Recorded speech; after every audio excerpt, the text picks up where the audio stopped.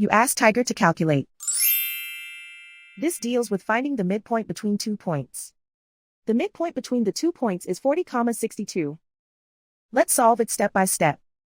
Plot the 2 points and calculate the midpoint using the formula. The coordinates of point 1 are x1 equals 75, y1 equals 86. The coordinates of point 2 are x2 equals 5, y2 equals 38. PM represents the midpoint of the 2 points.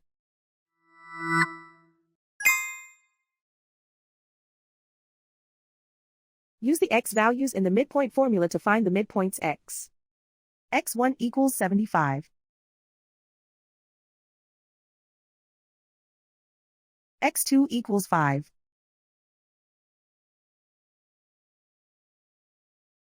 Simplify the arithmetic.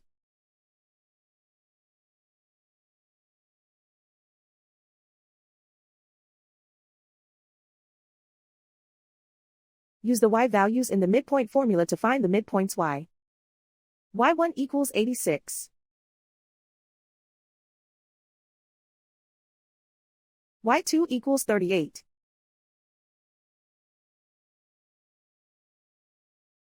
Simplify the arithmetic.